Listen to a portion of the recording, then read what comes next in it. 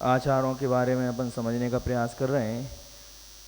प्रतिमाओं के बारे में समझा, कुछ चीज़ें कल नहीं बताने लायक थी, लेकिन बता नहीं पाए, आज बता देते हैं। अपना ब्रह्मचर्याणु व्रत के अतिचार तक का हो गया था। ब्रह्मचर्याणु व्रत की 5 भावनाएं जो होती हैं, स्त्री राग कथा, श्रवण तन मनोहरांग, निरीक्षण, पूर्व रसानुन, दृष्टेश रस्व, शरीर संस्कार, त्यागा, इसमें बताने की आवश्यकता नहीं है, सभी लोगों को अच्छे से समझ में आता है। फिर इसके बाद परिग्रह परिमाण व्रत के अतिचार, जो श्रावकों के लिए बहुत ही आवश्यक है।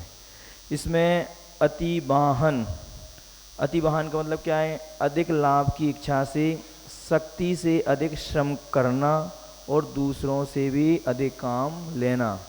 अतिवाहन समझ में आ रहे हैं आप लोगों के लिए? मतलब अपन क्या कर रहे हैं, अपने में शक्ति कितनी है? हम में शक्ति है कि हम 1 उपवास कर सकते हैं, 2 कर सकते हैं, 3 कर सकते हैं, लेकिन हम लोग क्या करते हैं, 10-10, 15-15, 20-20 उपवास खींच लेते हैं। तो इसमें भी क्या हो रहा है, हमारे प्राण का घात हो रहा है हमारे लिए। एक महाराज जी ने 32 उपवास किए, उनसे मना किया कि 32 उपवास नहीं करना, किए और शायद 24वें या 25वें उपवास में ही मरण को प्राप्त हो गए। अपन को यहाँ देखना है कि अधिक लाभ की इच्छा से शक्ति से अधिक श्रम करना। वहाँ पर भी मुनि महाराज उपवास कर रहे हैं, तो वो क्या चाह रहे हैं कि मुझको भी अधिक पुण्य की प्राप्ति हो, मेरी कर्म की निर्जना जल्दी हो जाए। और जो लोग गृहस्थ रहते हैं जैसे आप लोग, तो चाहते हैं कि मैं 8 घंटे की जगह 12-15 घंटे काम कर लूँ, तो 12-15 घंटे काम करने से मुझको ज़्यादा प्रॉफिट मिल जाएगा। नहीं, इसमें भी अपने लिए क्या है, अतिचार लग रहे हैं। दूसरे से भी अधिक काम कराना। जो त्यौहार वगैरह होते हैं, हर व्यक्ति की कैपेसिटी काम करने की उतनी ही रहती है। 8 घंटे काम करो तुम लोग, 8 घंटे कैपेसिटी पर्याप्त है आदमी की। ईमानदारी से काम करो और ईमानदारी से कराएं। इसलिए अधिक लाभ की इच्छा से शक्ति से अधिक भी श्रम नहीं करना चाहिए। हमको मालूम है कि हमारी शक्ति इतनी है, इतनी शक्ति में हमारा काम अच्छे से चल जाता है, तो अधिक श्रम नहीं करना। हम लोग लाभ की इच्छा से, हमको बहुत ज़्यादा प्रॉफिट होगा, और प्रॉफिट होने से क्या होगा, हमको लाभ होगा, अधिक काम कर ले, नहीं करना। अगर अगले एक दिन तो काम कर लिया और दूसरे दिन तबीयत खराब हो गई तो क्या होगा, हिसाब किताब बराबर हो गया। नहीं, हमारी शक्ति जितना है, इसलिए कहते हैं शक्ति तस त्याग। शक्ति के हिसाब से त्याग भी करना चाहिए और शक्ति के हिसाब से तप भी करना चाहिए। देखा देखी हमको तप भी नहीं करना चाहिए और देखा देखी दान भी नहीं देना चाहिए। तुम्हारी जितनी शक्ति है, और ऐसे ही तुम्हारे घर गृहस्थी के कार्य में भी अपन को करना चाहिए। काम शक्ति नहीं है, वो बहुत काम करना है अपने लिए, सुबह से लेकर शाम तक में, क्यों, सबके प्रशंसनीय बन जाए। नहीं, हमारी शक्ति जितना है उतना हमको काम करना है, और दूसरों से भी, नौकर आदि जो रहते हैं, उनसे भी हमको ज़्यादा काम नहीं लेना है। देख लो, बच्चा है छोटा तो उससे उसके हिसाब से काम कराओ, कोई बड़ा व्यक्ति है उसके हिसाब से अलग काम कराओ। सरकार ने गवर्नमेंट में भी जो कर्मचारी रहते हैं, ऐसे कोई मजदूर है तो पुरुष मजदूर है तो उसकी राशि निश्चित की है, और महिला उसको रेजा बोलते हैं, उसकी राशि भी अलग रहती है। क्यों, महिला कम काम कर पाती है और पुरुष अधिक काम करता है, तो पुरुष को ज़्यादा पैसे मिलते हैं और महिलाएं जो रहती हैं उनको कम काम पैसे मिलते हैं। इसलिए अपन को भी ध्यान रखना है, शक्ति के अनुसार लाभ की इच्छा से अधिक कार्य अपन को नहीं करना। अति संग्रह, अधिक लाभ की इच्छा से उपभोग वस्तुओं को अधिक मात्रा में अधिक समय तक संग्रह करके रखना। किससे? अधिक लाभ की इच्छा से जो सामग्री रहती है उसको अपन क्या करते हैं, अधिक समय तक क्या करें, रखे रहो। नहीं, ये भी हमारे परिग्रह में दोष लगता है। क्यों? क्योंकि परिग्रह तो कर रहे हैं। परिग्रह का मतलब क्या रहता है, मेरा स्वामित्व। कोई भी वस्तु है, अब हमारे पास में बहुत सारी वस्तुएं रहती हैं, तो ये हमारी हैं क्या? हाँ, मेरी कब रहेंगी, जब मेरा इन पर स्वामित्व रहेगा। जैसे घड़ी रखी है, अब घड़ी तुमको कहो महाराज जी घड़ी बहुत सुंदर लग रही है, तुमने उठाई और लेके चले गए। हम, ये भैया कहाँ ले जा रहा है, ये मेरी घड़ी है। बस जहाँ मैंने बोल दिया ये मेरी घड़ी है, मुझको क्या लग गया, दोष लग गया। मेरेपन में दोष लगता है, जिसको मैं स्वीकार कर रहा हूँ। तो अपन ने घर में बहुत सारी घी इकट्ठा कर लिया, काली मिर्ची इकट्ठी कर ली, नारियल की इकट्ठे कर लिए, गेहूँ इकट्ठी कर लिया, और भी धान्य जो रहते हैं अधिक लाभ की इच्छा से रखे रहो महीनों तक, सालों तक, तो वो भी क्या हो रहा है तुम्हारा परिग्रह में अपने लिए अतिचार लग रहा है। अति विस्मय, दूसरे को अधिक लाभ होता हुआ देखकर विस्मित होना और स्वयं में विषाद करना। अरे उसके पुण्य से उसको अधिक लाभ मिल रहा है और तुम्हारे पाप कर्म की वजह से अधिक लाभ नहीं मिल रहा है, तो तुम विस्मित क्यों होते हो और विषाद क्यों करना, हमारे लिए दुख क्यों करना। हर व्यक्ति का अपना अपना पुण्य होता है। उस व्यक्ति का वही सामान उसने रख रखा है, वो वही सामान तुमने रखा है, दोनों ने रखे कि नहीं रखे सामान। अब उसने तो प्रॉफिट आया, उसने बेच दिया, अब तुमने क्या सोचा मैं कुछ दिन बाद और बेच दूंगा तो मुझको और लाभ मिल जाएगा। तो मालूम पड़ा कि क्या हो गया, और उल्टे अब दुख मना रहे हैं, देखो मैंने भी वही सामान रखा था, इसने भी वही रखा था, इसको अधिक लाभ हो गया और मुझको कम। नहीं, ये विषाद, अर्थ विषाद नहीं करना, ये भी अतिचार लगता है। अति भार वहन, यानी लोभ के वश में होकर नौकरों, चाकरों, पशुओं आदि पर अधिक भार लादना, स्वयं की क्षमता से काम करना। यहाँ पे करना है अपन को अपनी स्वयं की क्षमता से काम कराना है और कराना है, लेकिन लोभ के वश आकर अपन क्या करते हैं, नौकर चाकरों पर क्या करते हैं, बहुत सारा क्या कर देते हैं, काम डाल देते हैं। तू ये भी कर ले, झाड़ू भी लगा ले, तू पोंछा भी लगा ले, तू बाथरूम भी साफ कर दे, तू घर गृहस्थी का काम कर दे, तू बच्चों को भी खिला ले, स्कूल से भी लिया। बेचारा क्या करे, नहीं, वो भी तो एक जीव है और हमसे कह दिया जीव के प्रति दया के भाव हमारे होना चाहिए। इसलिए हाँ, अगर तुम उसके लिए काम करा रहे हो तो उतना पैसा भी तुम्हारे लिए देना चाहिए। तो लोभ के बस होकर नौकर चाकर पशुओं पर भी हमको अधिक भार नहीं लादना। तुमने सोचा चलो अब 1 कुंटल लाद देते हैं बेचारे बैल के ऊपर, क्यों गाय को 50 किलो फिर किसके ऊपर लेके जाएंगे, अधिक पैसा लगेगा। हमने क्या कर दिया, 1 कुंटल उसके ऊपर लाद दिया, अब बेचारे से चलते ही नहीं बन रही और तुम उसको अंटर से और मार रहे हो। रिक्शे तांगे आदि में 4 की व्यवस्था है बैठने की और तुम कितने बैठ गए, 8 बैठ गए, 10 बैठ गए, अब वो नहीं चलेगा तो मारेगा नहीं अंटर, तो उससे भी अपन को अति भारारोपण का दोष लगेगा। अति लोभ, व्यापार कृषि आदि में बहुत लाभ होने पर भी तृप्त संतोष नहीं होना, ये सबसे बुरी आदत रहती है। हमारी संतुष्टि है। एक व्यक्ति आया, महाराज जी बहुत घाटा हो गया। हमने कहा क्यों, कि महाराज जी मेरे पास में इतने दिनों से अनाज रखा था, आज मैंने बेच दिया 2500 रुपये में, और देखा तो परसों जाके देखा तो वो कितना हो गया, 3000 रुपये में, मेरे को 500 रुपये का घाटा हो गया। भैया खरीदा कितने का था, महाराज जी 1500 रुपये में खरीदा था। अब बताओ, किसी व्यक्ति ने 1500 में खरीद लिया, 2500 में बिक रहा है, अब 2500 में बिकने के 1000 मिलने के बावजूद ही 500 रुपये के लिए रो रहा है। अरे अपन को क्या सोचना चाहिए, नहीं 1000 रुपये मुझको मिले हैं। हम लोग क्या करते हैं, तुमको किसी ने बताया ये क्या है, ये आधा गिलास पानी, बोलते हैं कि नहीं बोलते। अपन को क्या बोलना चाहिए, आधा भरा। क्या बोलना चाहिए, हम खाली क्यों बोल रहे हैं, हमको जितना मिल रहा है उसमें संतुष्टि होना चाहिए, लेकिन हम लोग नहीं करते और गृद्धता इतनी रहती है। कहते हैं परिग्रह, ये परिग्रह किसके लिए, अगर कोई व्यक्ति परिग्रह करता है तो कहते हैं नरक का कारण है परिग्रह। इसलिए अपने लिए सोचना चाहिए, नहीं जितना आवश्यक है मैं उतना ही करूँगा। एक सेठ जी थे, सेठ जी को घर में बहुत अशांति रहती थी, बहुत परेशान रहते थे, खूब धन दौलत थी, सब कुछ था। एक मुनि महाराज के पास आए और कहते हैं महाराज मेरे घर में सब कुछ है, पैसा भी खूब है, मतलब कोई कमी नहीं है, नौकर चाकर आदि, बस मेरे घर में अशांति बहुत रहती है, मुझको शांति का कोई उपाय बताओ। मुनि महाराज ने उनकी पूरी बात समझी और समझने के बाद कहा अगर तुम अपने जीवन में शांति चाहते हो तो एक काम करो, परिग्रह परिमाण व्रत को स्वीकार करो। क्या करो, परिग्रह परिमाण व्रत को स्वीकार करो। तो कहते हैं सेठ जी महाराज जी वो क्या होता है, तो एक काम करो, तुम्हारे जीवन में तुम समझ लो कि 1 साल में मैं कितना कमाता हूँ, उतना रखने के बाद शेष का त्याग कर दो, कि इतना आएगा उसके बाद मैं त्याग कर दूंगा। तो सेठ जी का क्या करना होगी कि उसके बाद तुम्हारे पास जितना पैसा है उससे दान करना, उससे मंदिर बनवाना, गरीबों के मकान बनवाना, गरीबों के लिए स्कूल बनवाना, हॉस्पिटल बनवाना, ये कार्य तुम करना। सेठ जी ने कहा ठीक है महाराज जी, कल आऊँगा मैं। घर गया, मुनीम जी को बुलाया, और मुनीम जी से कहते ये बताओ कि अपने साल का टर्नओवर कितना है। तो सेठ जी, मुनीम जो था वो मुनीम ने कहा कि सेठ जी, अपने काम को देखते हुए अभी जो वर्तमान में काम की स्थिति है तो अपन साल में लगभग 3 से 4 करोड़ रुपए का टर्नओवर होता है, और भी ज़्यादा खींचतान करेंगे तो 5 से ज़्यादा अपने काम नहीं होगा। हाँ, अगर अपन कोई व्यापार आदि बढ़ाते हैं तो बात अलग है, लेकिन 5 करोड़ से ज़्यादा आपकी ज़िंदगी में कभी भी टर्नओवर होने वाला नहीं है।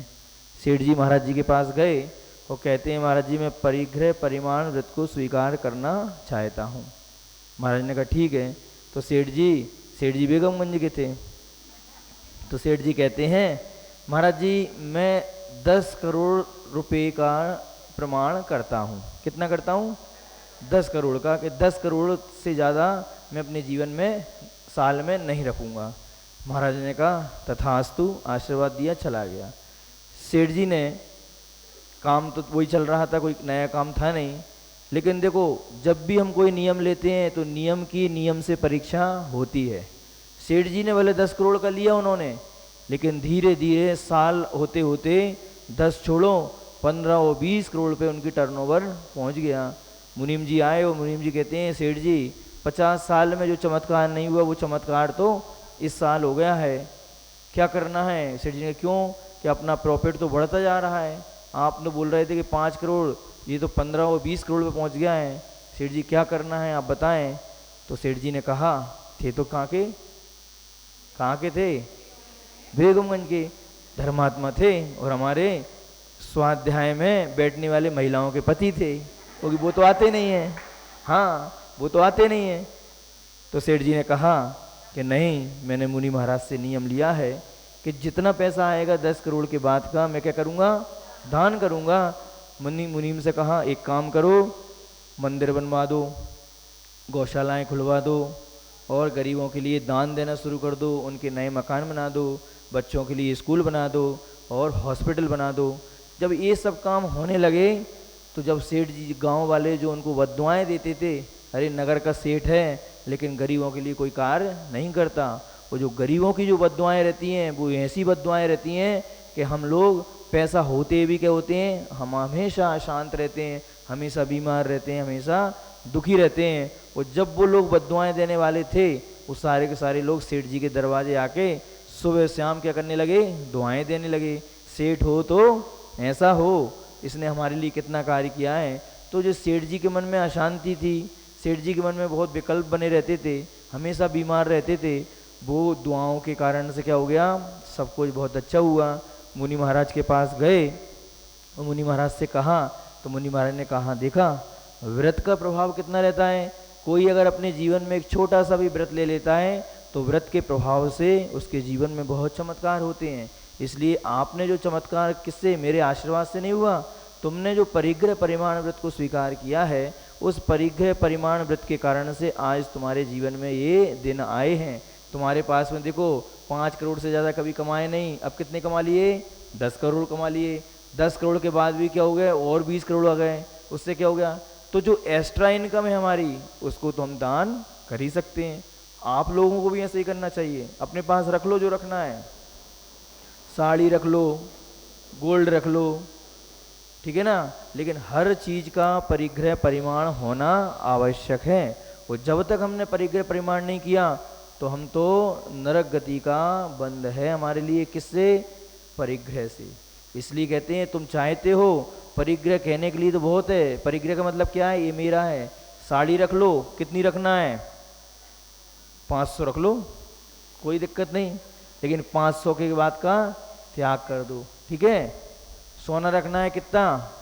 5 किलो रख लो, कोई दिक्कत नहीं, हम तो बहुत दिलदार हैं, लेकिन 5 किलो के बाद क्या करना है हमारे लिए? अब 5 किलो के बाद हम नहीं रखेंगे। इतना रख सकते हैं, 5 किलो ज़्यादा तो नहीं बोल दिया।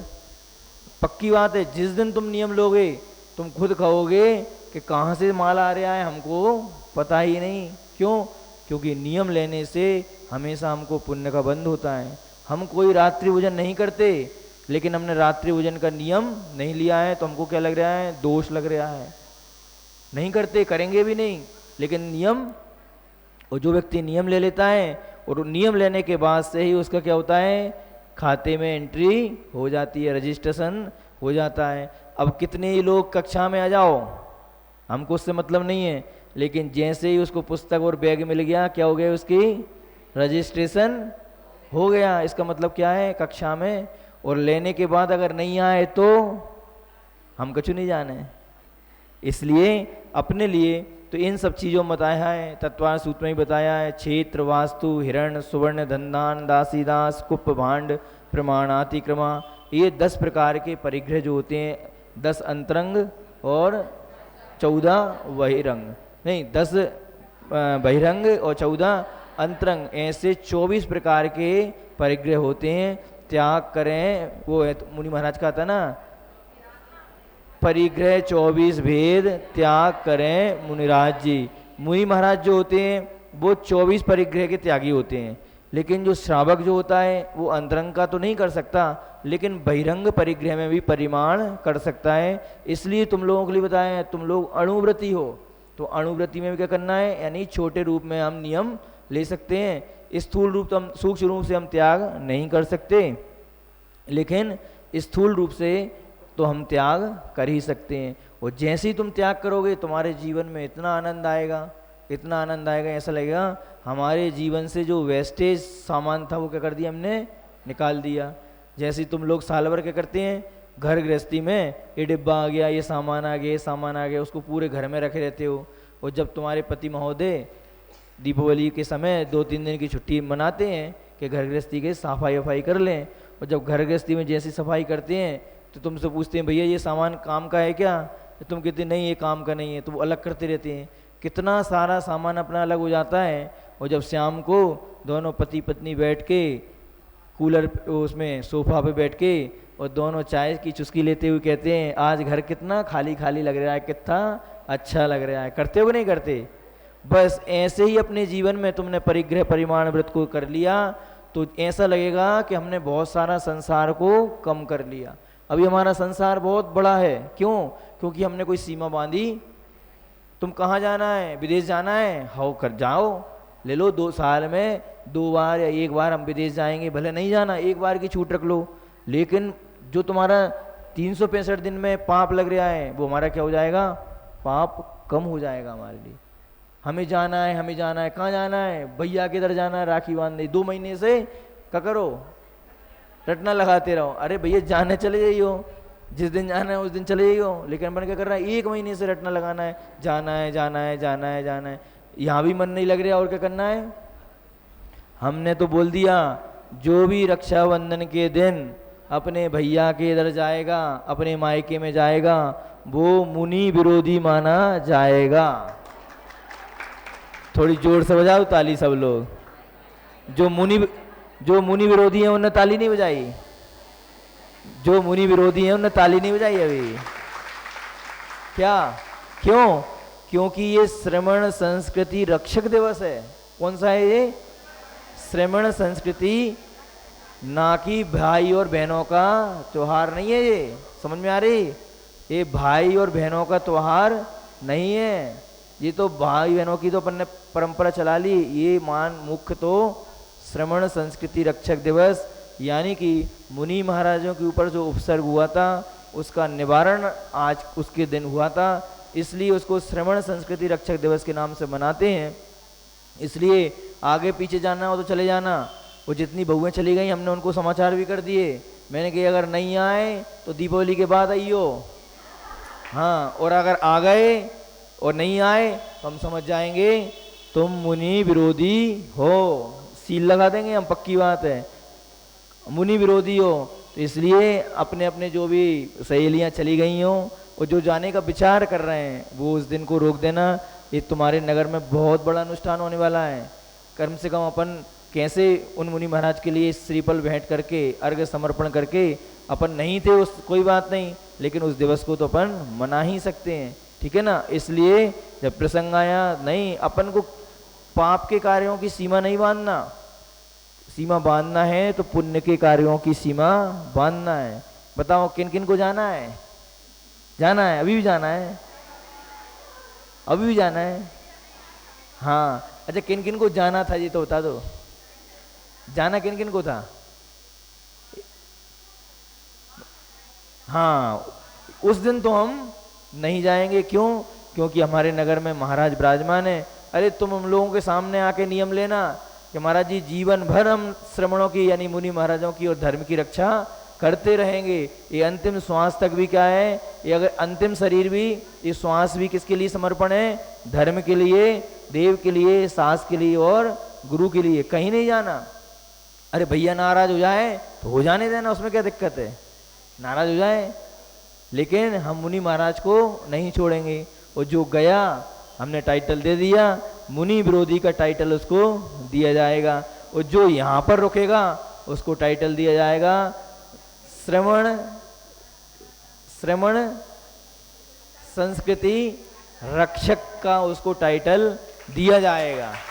जो जितने लोग यहाँ रहेंगे समझ जाएंगे ये मुनि महाराज को चाहते हैं और मुनि महाराज को मानते हैं। अब समझ में आएगी बेगमगंज वालों के लिए। परिग्रह परिमाण वृत्त की 5 भावनाएं। तो इसमें बताया है पांचों इंद्रियों के इष्ट विषयों में राग और अनिष्ट विषयों में द्वेष नहीं करना, ये भी परिग्रह का रहता है। ये चीज़ अच्छी नहीं है, ये चीज़ अच्छी है, नहीं कोई बात नहीं, मुनि महाराज के लिए कोई दिक्कत नहीं। जो अच्छी आए चाहे बुरी आ जाए उसमें हर्ष विषाद। राग में तो हम क्या करते हैं, इष्ट वस्तुओं में क्या करते हैं, राग करते हैं, और अनिष्ट वस्तुओं में क्या करते हैं, द्वेष करने लगते हैं। ये हमको नहीं होना चाहिए। ये हमारी 5 भावनाएं। गुण व्रत कैसे कहते हैं, तो जो व्रत अनुव्रतों की वृद्धि या विकास रक्षा में कारण बनते हैं और उन्हें पुष्ट करते हैं, वे क्या कहलाते हैं, गुण व्रत कहलाते हैं। गुण व्रत के 3 भेद हैं, दिग्व्रत, अनर्थदंड व्रत, भोगोपभोग परिमाण व्रत।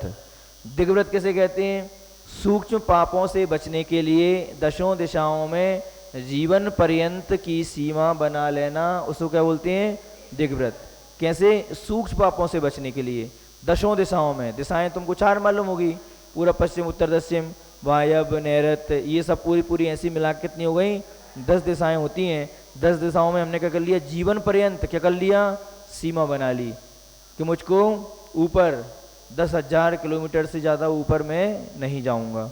नीचे बना ली, तिरछे बना ली, आड़े बना ली, ऐसी हमने क्या कर ली, दशों दिशाओं में एक सीमा निर्धारित कर ली कि मैं श्रीलंका, स्विट्जरलैंड, जहाँ जहाँ तुम्हारे दिमाग में आए ना कि यहाँ घूम सकते हैं हम, बाकी सीमा मान लो, उसके जगह का बाकी का कर दो, त्याग कर दो। दिग्व्रत के अतिचार, पहली बात तो व्रती वहाँ जाएगा जहाँ पर मंदिर होगा, जहाँ पर अपने व्रतों को वो पालन कर सकता है, ऐसी जगह जाएगा। विदेश जाने के लिए मना ही नहीं है, जा सकते हो तुम, लेकिन अगर विदेशों में भी तुम्हारी क्या होता है, तुम्हारा व्रतों अच्छे से पलते हैं निर्दोष रूप से, तो जाने में कोई बाधा नहीं है। देखो बॉम्बे के सुहास जी साहे हैं, वो दोनों प्रतिमाधारी हैं, पति पत्नी, बहुत बड़े डॉक्टर हैं। वो अपनी बेटी को पढ़ाने के लिए, क्योंकि बच्चों को देख देख के उनके मन में आया बच्ची की कि मुझको भी कहाँ जाना है, लंदन जाना है पढ़ने के लिए। अब वो क्या करें बेचारे, हम लोगों के पास लेके आए, तो महाराजों के पास इसलिए बच्ची नहीं आती थी कि महाराज जी मना करेंगे। तो हमने उनसे कहा एक काम करो, बच्ची तो नहीं मानेगी, अगर तुम चाहते हो कि बच्ची तुम्हारी सुरक्षित रहे, 6 महीने के लिए कोचिंग में जाना थी, तो उन्होंने कहा महाराज जी हम 1-1 महीने दोनों जन नियम मान लेंगे, हम लोग प्रतिमाधारी हैं। तो वो बॉम्बे से फ्लाइट से पानी लेके जाते थे, ठीक ना, वहाँ पर अपनी बच्ची के लिए पढ़ाने के लिए 6 महीने रखा। कुछ दिन डॉक्टर उनकी पत्नी रहती थी, कुछ दिन वो रहती थी, और 6 महीने के बाद क्या गए, वो विदेश जाने के लिए मना नहीं है, लेकिन विदेश काहे के लिए जाना है, हमारे लिए घूमने के लिए, शौक के लिए, आनंद के लिए, तो उसमें हमारे लिए दोष लग सकता है। लेकिन हम कहें नहीं, हम धर्म रक्षार्थम, धर्म की प्रभावना के लिए, और वहाँ पर अगर निर्दोष रूप से आपके अगर चर्या का पालन होता है तो जाने के लिए कोई बाधा नहीं है। देखो ये दिग्व्रत और देशव्रत जो हैं सिर्फ श्रावकों के लिए रहते हैं, मुनि महाराज के लिए नहीं है। किसके लिए नहीं है? हाँ, क्यों नहीं है श्रावकों के लिए, बताओ, मुनि महाराज के लिए क्यों नहीं है? नहीं, ऐसा नहीं है। देखो मुनि महाराज आप लोगों के लिए, आप लोग कहीं भी जाओगे तो काहे के लिए जाओगे, पाप करने के लिए जाओगे। पाप करने का मतलब व्यापार के लिए जाओगे, किसी के लिए जाओगे, घूमने जाओगे, फिरने जाओगे, कुछ भी जाओगे, और मुनि महाराज के लिए दिग्व्रत देशव्रत क्यों नहीं है?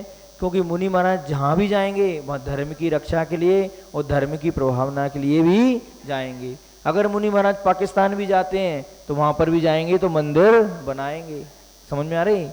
अगर मुनि महाराज पाकिस्तान चले गए तो काहे के लिए जाएंगे? घूमने जा रहे हैं क्या? क्योंकि उनके लिए पहले ही त्याग कर दिया उनके लिए कि मुनि महाराज ऐसे कोई कार्य में नहीं जाएंगे।